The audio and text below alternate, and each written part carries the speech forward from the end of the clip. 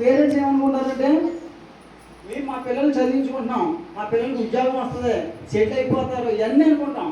ఖచ్చితంగా జరగదు. ఎందుకు జరగదంటే ప్రతి పనికి కూడా ఒక ప్రాసెస్ ఉంటుంది. ఆ ప్రాసెస్ ప్రకారంగానే జరగాలి.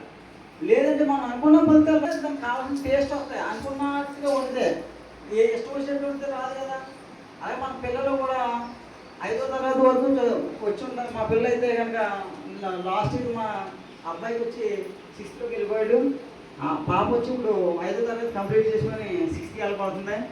అయితే నా యొక్క ఫీడ్బ్యాక్ ఇవ్వాల్సిన అవసరం వచ్చింది కాబట్టి చెప్తున్నాను. మా పిల్లలేంటి అందరూ కూడా చాలా నెంబర్ 1గా చదువుతున్నారు. అయితే ఇక్కడ సార్ని పొగడము, టీచర్స్ని పొగడాలన్నా ఏం కాదు. మరి వాళ్ళు చేసిన దాన్ని చెప్పాలి కదా, చెప్తే కదా వాళ్ళు కరెక్షన్ చేసుకోవడం, లేదంటే ఏంటన్నది వాళ్ళకి కూడా తెలియదు.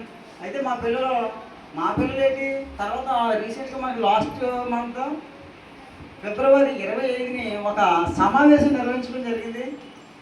అది మన స్కూల్ చరిత్రలోనే చాలా గొప్పగా జరిగింది. ఎందుకంటే నేను చెప్పే మాటలు ఎవరి అంటే, నేను జనాల్లో పేరెంట్స్లో కూర్చున్నాను, మీరు మీ పిల్లలతో ప్రదర్శన చేయడం జరిగింది. వాళ్ళు అనుకున్న మాటలు అన్నమాట. ఏ పేరెంట్ చూసినా సరే ప్రోగ్రాంలో చాలా ఆనందపడ్డారమ్మా. ప్రతి పేరెంట్. ఇంకా గొప్ప విషయం ఏంటంటే ఆ సమావేశానికి పేరెంట్సే కాకుండా ఊరంతా ఉంది అక్కడ. ఆ గొప్ప విషయం, ఊరందరూ కూడా ఇక్కడే ఉన్నారు.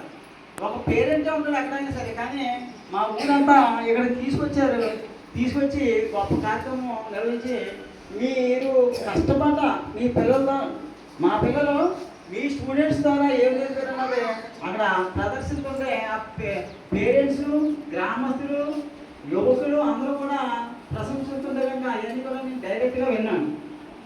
మీ కష్టాన్ని అందరూ కూడా గుర్తించారు. ఎంత బాగా ఉందంటే మా పిల్లలంటే నేను ఏదో ఇంగ్లీషు ఏదో కొద్దిగా నేను ఆ ఫీల్డ్లో ఉన్నాను కాబట్టి నేను నేర్చుకుంటున్నాను. మా పిల్లలు చదివితే